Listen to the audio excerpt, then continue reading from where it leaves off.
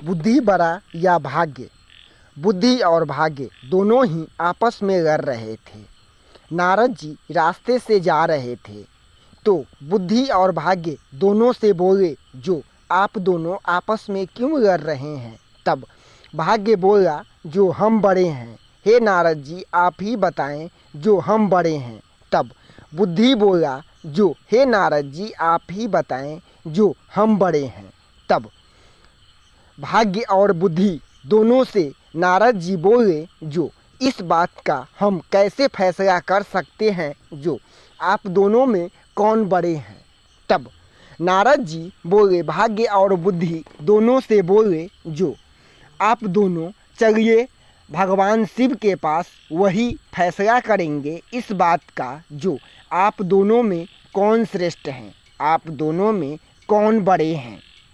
तब नारद जी और भाग्य और बुद्धि तीनों ही पहुँचे भगवान शिव के पास। तो भगवान शिव समाधि में लीन थे।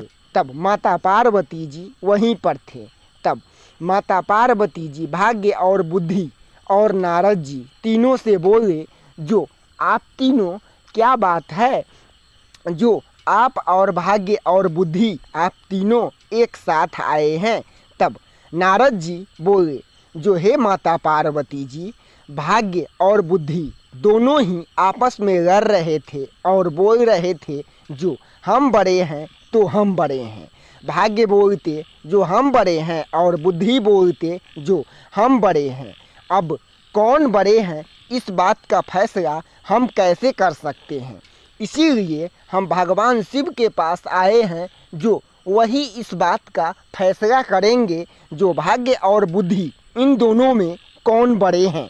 तब माता पार्वती जी बोले, जो ठीक है, भगवान शिव को समाधि से भगवान शिव अभी समाधि में लीन है। भगवान शिव की समाधि के बाद ही ना भगवान शिव से बोलेंगे, जो आप दोनों में कौन बड़े हैं, भाग्य और बुद्धि दोनों में कौन बड़े हैं। तब नारद जी बोले, जो नहीं, हम भगवान शिव को समाधि से जगाते हैं।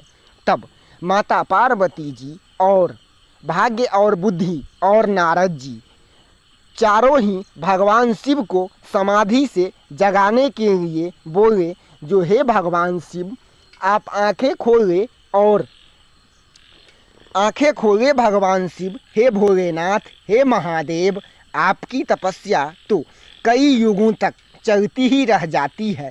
सो हम चारों आपसे विनती कर रहे हैं, जो आप आंखें खोले। तब भगवान शिव आंखें खोले और बोले नारद जी से, जो हे नारद जी और पार्वती जी से बोले, भाग्य और बुद्धि सभी से बोले, जो क्या बात है, जो आप चारों हमें समाधि से जगाए हैं, आप चारों हमें समाधि से जगाए हैं, सो क्या बात है। तब नारद जी बोले, जो हे भगवान शिव, भाग्य और बुद्धि दोनों ही आपस में लड़ रहे थे, तो हम रास्ते से जा रहे थे। तब हम दोनों को लड़ते हुए देखे, तब हम इन दोनों के पास गए। तब भाग्य और बुद्धि दोनों ही हमसे बोले, जो हे नारद जी, आप ही इस बात का फैसला करें, जो भाग्य बोलते जो हम बड़े हैं और बुद्धि बोलते जो हम बड़े हैं। तब हम लेकर के आपके पास चले आए हैं। हम इस बात का कैसे फैसला कर सकते हैं? हे भोलेनाथ, इस बात का आप ही फैसला करें, जो इन दोनों में कौन बड़े हैं। तब भगवान शिव भाग्य और बुद्धि दोनों को एक एक कमंडल सोना दिए और बोले, जो एक एक कमंडल आप दोनों भाग्य और बुद्धि ये सोना लेकर के जाइए और इस बात का फैसला हम 5 वर्ष बाद करेंगे, जो आप दोनों में कौन बड़े हैं। तब भाग्य और बुद्धि दोनों ही चले आए। भगवान शिव जो सोना दिए थे वो लेकर के चले आए घर, और फिर भाग्य वो सोना रख करके, जो भगवान शिव सोना दिए थे उस सोना को रख करके, और फिर भाग्य सो गए। और बुद्धि को जो भगवान शिव सोना दिए थे, वो सोना को बुद्धि ले करके और उस सोना से आज के भाषा में दोस्तों कहते हैं, पहले के ज़माने में लोग कहते थे जो व्यापार, लेकिन आज के ज़माने में दोस्तों सभी लोग बोलते हैं बिजनेस। तब बुद्धि ने अपनी बुद्धि से, अपने दिमाग से उन्होंने बिजनेस कर दिए और बुद्धि के पास 5 वर्षों तक कई कुंटल, कई टन, कई कमंडल सोना हो गए, क्योंकि उन्होंने तो बिजनेस कर दिया। तो उनके पास बहुत सारे सोना हो गए, कई कमंडल सोना हो गए। और बुद्धि क्या किए, जो बुद्धि को जो भगवान शिव सोना दिए थे, उस सोना को ला करके, जैसे ही भगवान शिव कमंडल में दिए थे वैसे ही ला करके और अपने घर में रख दिए। तब माता पार्वती जी नारद जी रास्ते से जा रहे थे।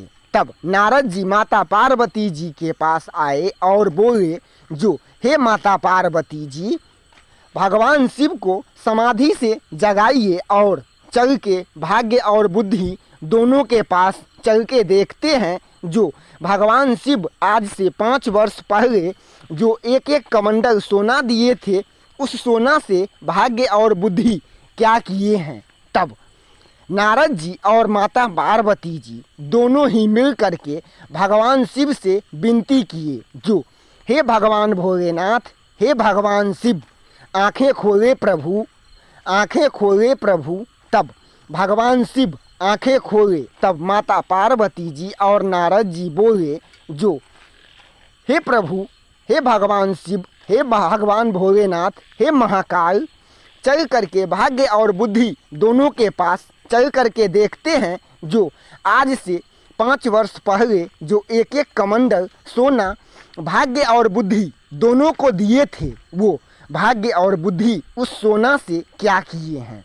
तब भगवान भोलेनाथ बोले, जो चलें देवी, चल करके देखते हैं भाग्य और बुद्धि के पास और देखते हैं जो क्या किए हैं दोनों, उस सोना से क्या क्या किए हैं। तब भगवान भोलेनाथ और माता पार्वती जी और नारद जी तीनों ही आए भाग्य के पास।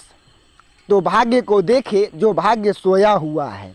तब बुद्धि के पास आए और बुद्धि से बोले, जो तुम्हें आज से 5 वर्ष पहले एक कमंडल सोना दिए थे, उस सोना से तुम क्या किया है, उस सोना को क्या किया है, सो हमें जानना है। तब बुद्धि बोले भगवान शिव से, जो हे भगवान भोलेनाथ, आज से 5 वर्ष पहले जो हमें आप सोना दिए थे, उस सोना से हम व्यापार किए हैं और आपका सोना गोदाम में पड़ा हुआ है, बहुत सारे सोना है, आप गाड़ी भेजें और आप यहाँ से मंगवा लें, आपका सामान हम रखे हुए हैं, आपका धन सुरक्षित हम रखे हुए हैं।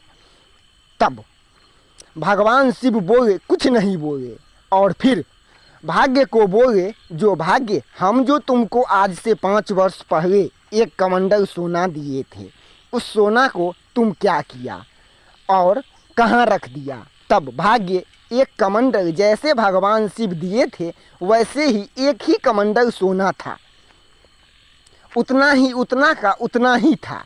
और तब भगवान शिव से नारद जी बोले, जो हे भगवान शिव, हे भगवान भोलेनाथ, आज आप इस बात का फैसला कर दीजिए, जो भाग्य और बुद्धि इन दोनों में कौन बड़े हैं।